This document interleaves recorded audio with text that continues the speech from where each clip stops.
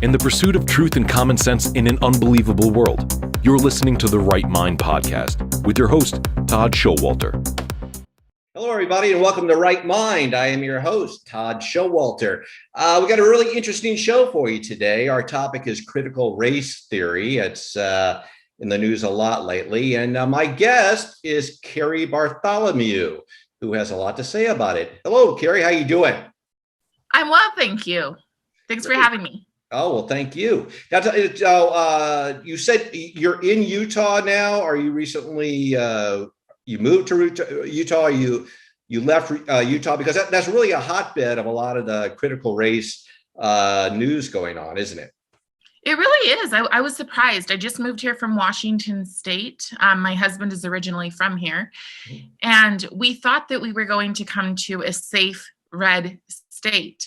Now, critical race theory shouldn't be a red or blue issue, but here I'm finding Utah to be extremely dark purple at this point. Really? Okay. Yes. When you say dark purple, what do you mean by that? I just mean the ideas that they seem to be considering. I'm not going to say implementing because there are a lot of people against it still, but the ideas that they seem to be implementing seem to be heading us in the direction of mini California from my standpoint as somebody who just got here. Okay. If you would, I mean, because a lot of people interpret this a lot of different ways. From your standpoint, how would you define critical race theory? Well, let's start with that. How would you define it? Sure. Well, first, let me say that in terms of a lot of people, that's an excuse that's used a lot, kind of to not address the issue, that a lot of people define it differently. It is taught in colleges. So if it's taught in colleges, there is a very specific way of looking at critical race theory. Now, if people look at it differently, that's really on them. But the actual way in which critical race theory or critical theory is thought of is that you must look at all of life through a specific lens. So in critical race theory, that lens is you must look at life in every aspect as if through a lens of racism, as it Robin DiAngelo states, and so does Ibram Kendi, that it's not a question of whether or not racism occurred, it's how did it occur. Okay, when you say, and obviously on a couple of my earlier shows, I've touched base on this.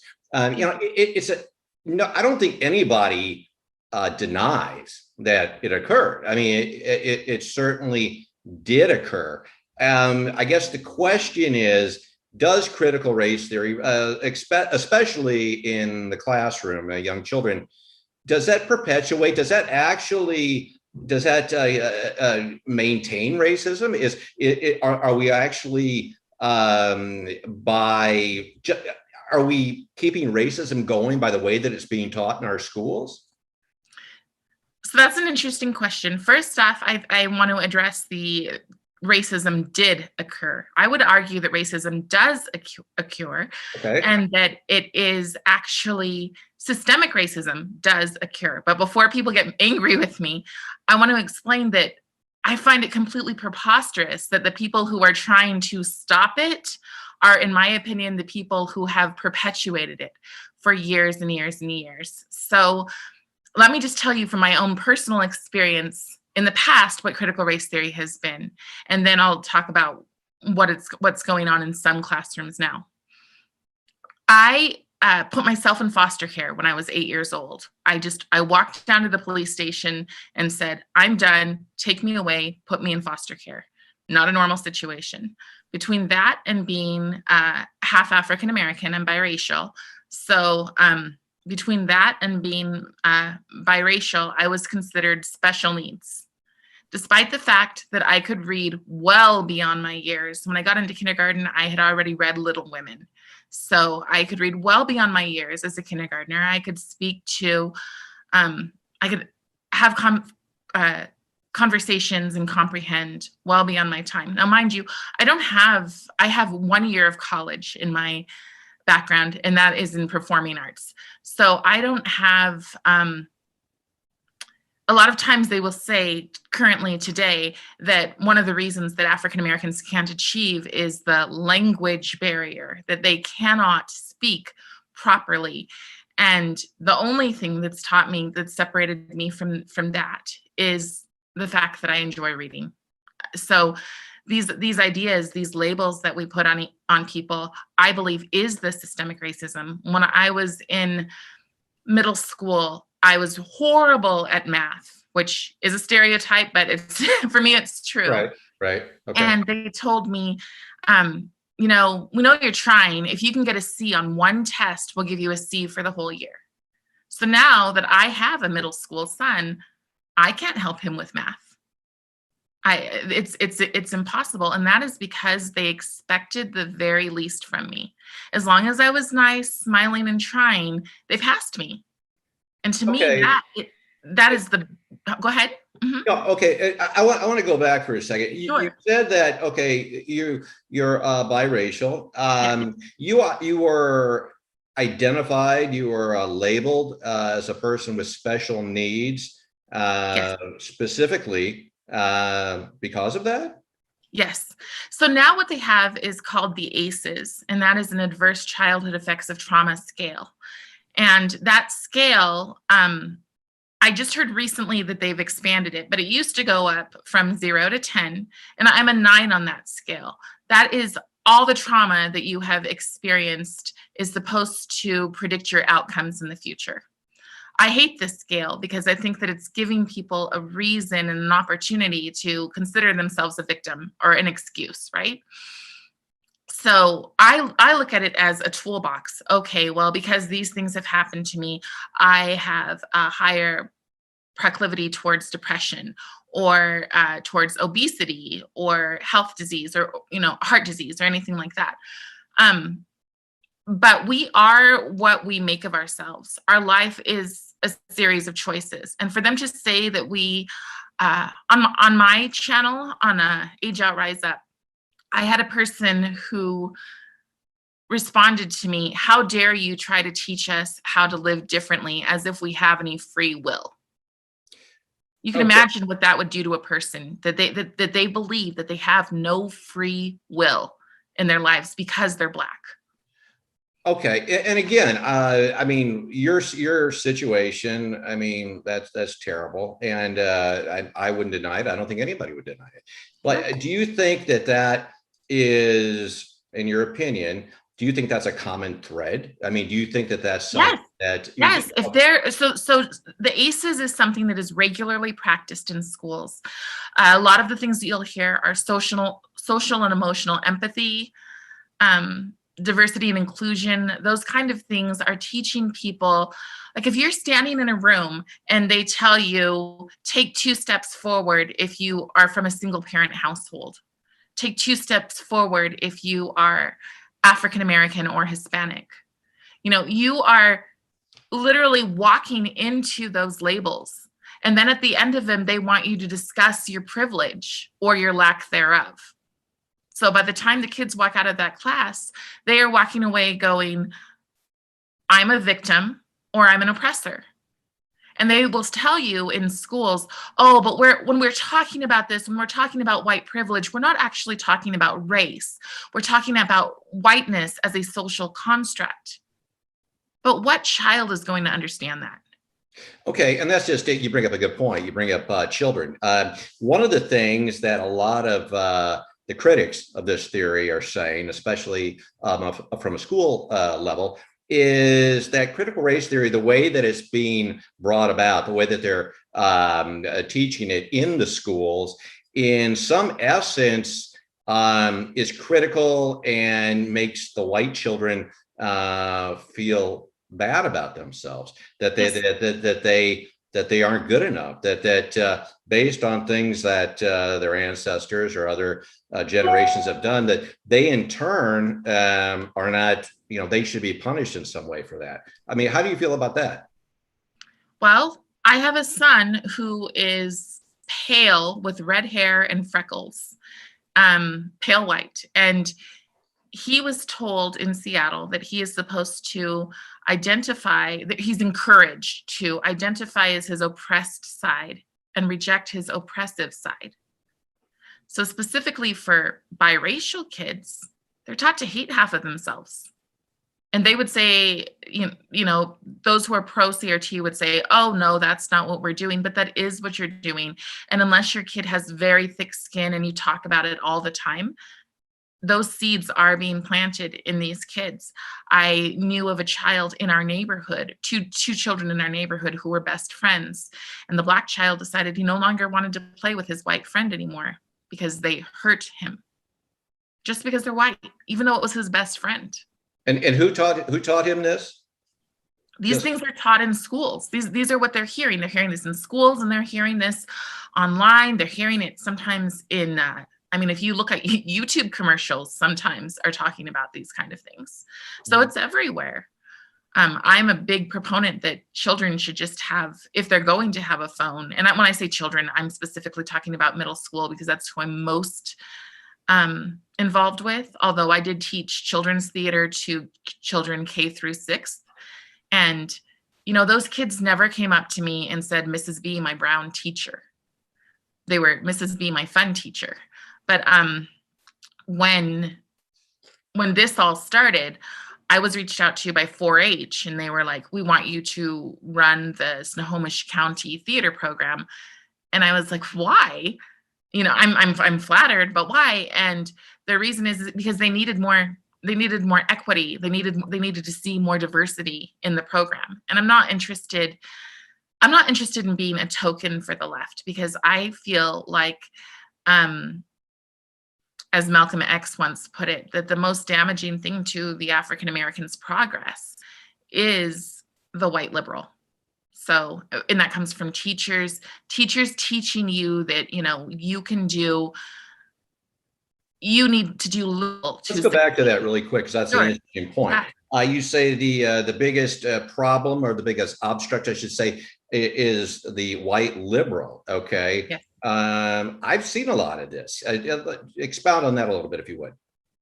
Sure. I have quite a friends who, because my background is in theater, I have quite a few friends who come from Evergreen Community College in Washington.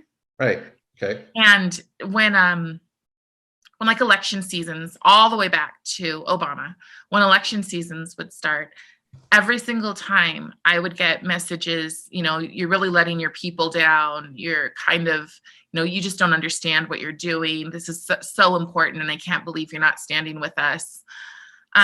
Just this idea that I have to be a monolith, which is, I've come to realize how a lot of my white liberal friends, who I have more so than I do actually conservative friends, or I did, think of me as somebody that they need to take care of. Think of me as somebody that they need to save. And what an insult. Coming from where I've come from, climbing up and creating a life that I can be proud of, and then to have these people say that I don't know my own mind is just a complete slap in the face. Yeah, I'll give you an example of that. Just this week, I'm in St. Louis, and a community here by us, or part of us rather, a church had a Black Lives Matter sign, not destroyed, but it was damaged.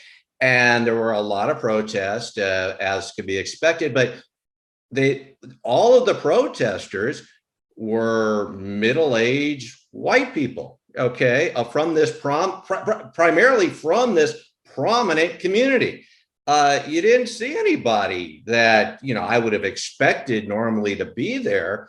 But, to me, it's almost as if we're fueling this situation. It's coming from people you wouldn't expect. I mean, people that are not being, nothing's happening to them. I mean, they're the cream of the crop, and they're out there, like you said, on your behalf. Oh, you can't treat them this way. And if you were to come forward, so let us speak for you. That's just kind of like that's how I see it. Do you see it that way? Yeah, absolutely. See, the thing for African Americans is that they raise up some leaders, right? Or white people feel like the same thing. Not all white people, obviously, but white liberals feel like, they need to be leaders. They need to look out. They need to be our, what is the word, ally, right? Yeah. But as soon as we tell them, I don't need I don't need that from you. No, thank you. They can get pretty vicious. Yeah, I know. My son, my son, my husband ran for state rep when we were in Washington, and people, with these signs that are like kindness matters, or, love trumps all, or whatever else, right, would come out and they would yell and scream at my son to the point that he had to wipe spit off his face. And they'd say, how do you like having a white supremacist for a father? And my son, 12 years old, would look at them and say, you haven't met my mom, have you? Right. It's almost, it's as if they're using you. Absolutely. I got jumped by a girl who looked like me. So right. because I held a sign that had Martin Luther King's face on it and said, they are using us, character matters. And because I have said things like, do not consider me to George Floyd. And I'm sorry if that's a trigger for people, but I have always felt like that sign, that the whole BLM movement should say criminal lives matter. And the thing is that every Black person is not a criminal. So sure. For them to say that we all are oppressed, baloney. We all are afraid of the cops. Not true. I'm not afraid. I have a police officer for a neighbor. Not afraid of him at all. Why? Because I don't commit crimes. Right. And it just seems, again, and we're kind of going into even a new subject that's all part of the narrative. Right. But one of the things that I've touched on in the past is you have this group primarily of angry white liberals that feel like we're going to use you to support our cause. But you also have a wonderful voice. You have a vehicle called the media that grabs onto that and promote. I mean, it's almost like a spoiled, selfish kid saying, "Look at me." It's complete and utter entitlement. Yes, this victimhood is complete and utter entitlement that they've taught people to be. What is the problem with Black society? Well, you've taught them to resent everybody else. You want to talk about racism in school, then we need to talk about racism in every direction. You can't just tell these kids, oh, you can't be racist unless you're white. Because I'm sorry, if you hate somebody without ever knowing them, just because they walk in a room and look different than you, you have some issue, you have some ism going on. Sure. And it's being supported. It's being taught in our schools.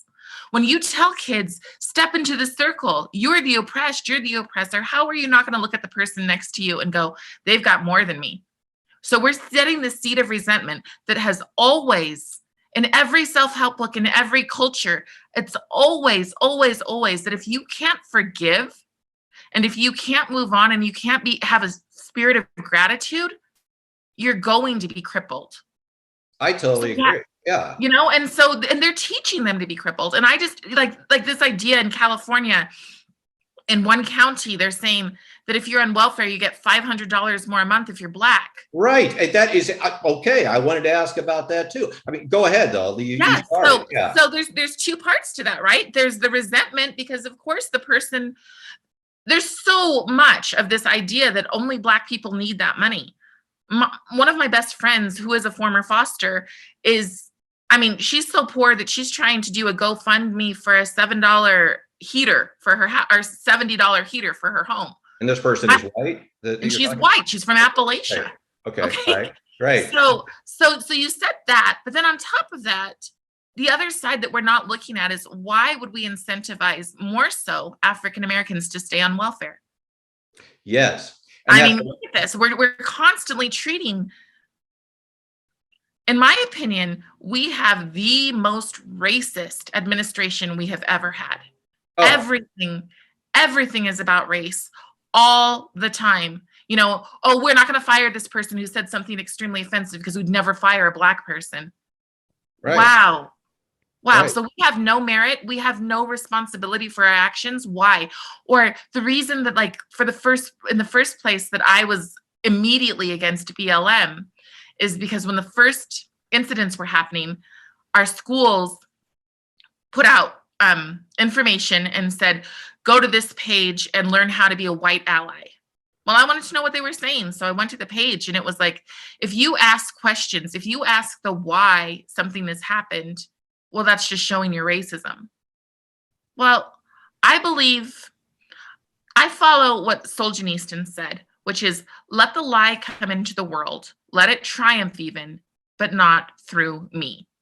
I will not fall to a lie because media tells me to, or because, big celebrities say that I need to, because we've seen what a culture of lies does. We're seeing it right now. Absolutely. And don't you think, it's almost like nepotism in a way when you have somebody that's related to somebody that goes on to do great things. Don't you think that for the Black community, they achieve great things and they do it on their own, and then you're going to have people say, well, that's just because they got that position because they were Black, and that's we are going backwards. We are going backwards. The Seattle Public Library decided last summer to have their staff meeting and to have it coloreds and white people separately, and that's when I was like, we have to move. We have to move. And then right after I was assaulted, my son's band teacher wore a pin that was BLM. So you were assaulted. Go back to that. You were assaulted when you were at the protest with the Martin Luther King sign? Yes. Okay. Yeah. Got it. Okay. Yes. And so the week after that, and the girl so what happened is there were these two young white women, girls. They're like 17. And they're just, they behave exactly like the Nazi brown shirts. Exactly. They say the same things. Their eyes are dull. And when you try to talk to them, I've been a youth group leader for years, and I can talk to kids. And when I try to talk to them, they respond the same way. We can see you will not agree, so we will not engage. Okay. And that's what they say. And then they just turn and they hold their signs that say things like, we demand free healthcare and housing is healthcare. They're little soldiers. It's like being brainwashed to an extent. They're completely being brainwashed. Right. I believe our kids are completely being brainwashed, and the only options that we have, like right now, I'm trying to encourage people to do small things like over the summer. Invite the neighborhood kids over, especially obviously if you have your own kids, invite the kids over and put in a movie that pushes unity, and then discuss it with them. Buy them pizza and discuss it with them. Do whatever you can to set the seeds of unity, or that, there are lies and that you are going to be told them in school. So this is the only way that we can fight them, is to bring them back. Because one of the things that they're doing in school when they teach this oppressive thing, they're not thinking about the truth. One, that how about if there is a Black child who is the child of a doctor and a lawyer who happen to be Black? It's not that far-fetched. This is 2021, right? Sure. So I actually know some. Yeah. Yeah. So you have that situation, right? And then in that same, like in Utah, there's an opioid crisis. So say you've got a white boy in the back who happens to have a father in prison and a mom who's trying to get clean, or maybe not even trying to get clean. Maybe is still currently an addict. You're going to really tell that child in that class who is going through hell in his personal life that he is an oppressor? How dare you? And again, I think it comes back to the labels and everything. It's other people projecting that label on someone else. And I believe that the media rather is a great mouthpiece for that. They're on board with it. They say if it bleeds, it leads. And in this case, racism and all of that leads. And that's what they want to stick with. Back in 2007, John Roberts said in the Supreme Court, in a nutshell, the way to stop, as far as discrimination, the way to stop discriminating is to stop discriminating, meaning that, to stop, the whole, the way I interpret it, as far as the schools are concerned, one of the ways to stop racism is to quit, teaching racism to the extent that we're just going to keep that fire burning. Agree or don't disagree? Agree or disagree, rather? No, I completely agree. I think going back to that exercise of the kids stepping into the circle, right? The way that was originally done was step in the circle if you like pizza. step in the circle if you went camping this summer. You know, anything that would bring unity. So I don't believe that we should just be banning critical race theory and specifically the 1619 Project and anything that has to do with equity, because equal outcomes are not the same as providing opportunity. You know, if you have two people in the same house, they're not going to have equal outcomes because one's going to be more interested in working hard and one might not be as interested. So this idea of equity, that we all have equal outcomes. First off, the people pushing it are billionaires. Right. So why are they doing that? Why are billionaires pushing that we should all the rest of us should have an equal outcome?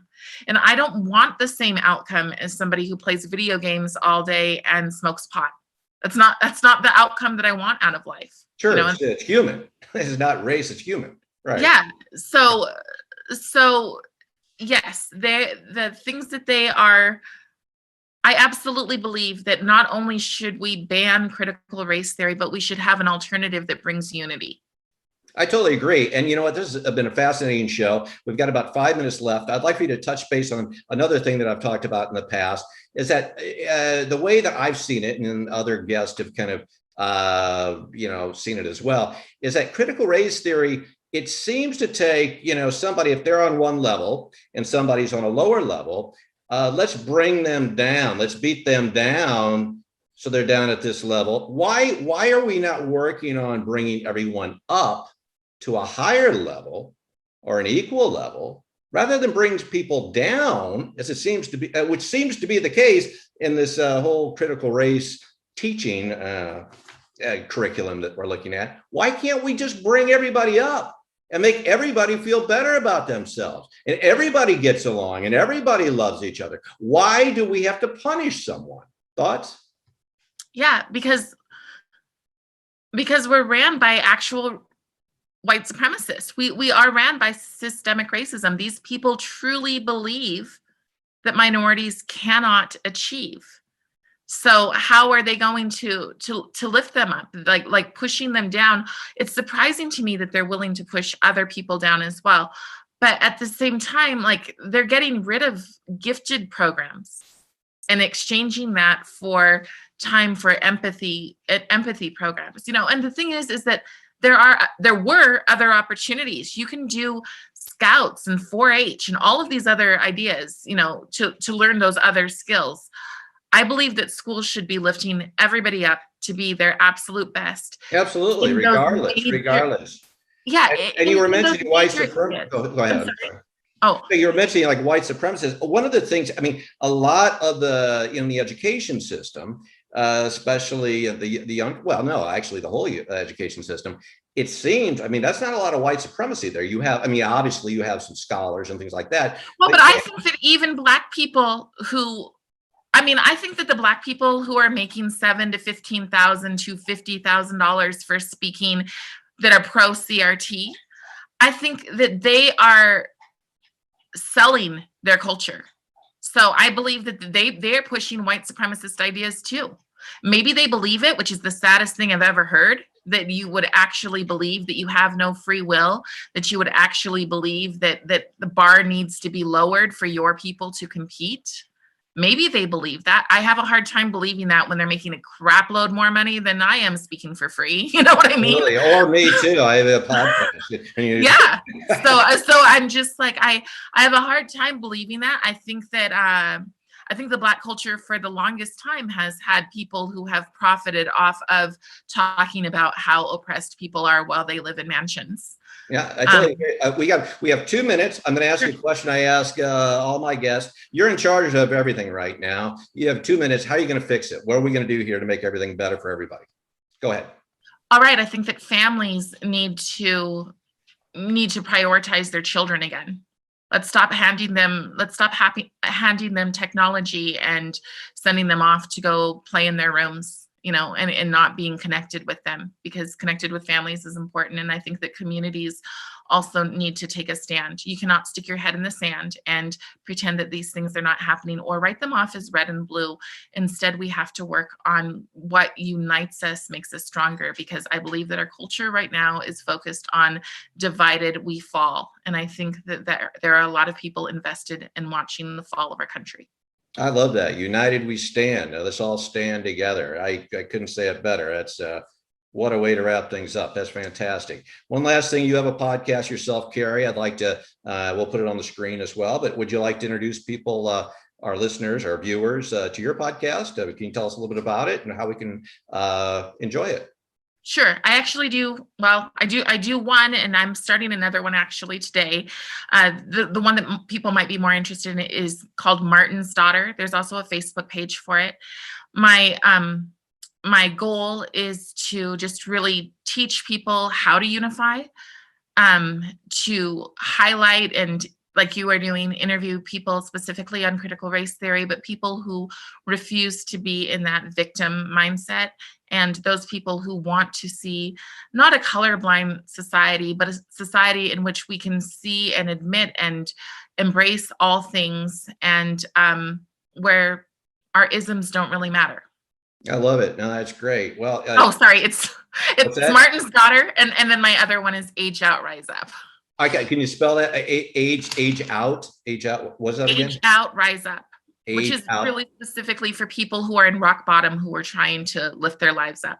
Got it. We'll put both of those on the screen Sure. When this comes out. Once again, Carrie Bartholomew, you've been wonderful. I've really enjoyed our talk today. This is great. You've been enlightening. You said a lot of things that I think have been on a lot of people's minds, and it's great to hear from you. And I couldn't thank you more for being on the show today. Thanks for having me. I appreciate it. Thanks so much. And once again, this is Todd Schowalter with Right Mind. Thanks for joining us. And remember, if you don't have a right mind, you don't have a mind at all. See you next time. Bye-bye. This has been the Right Mind Podcast with Todd Schowalter.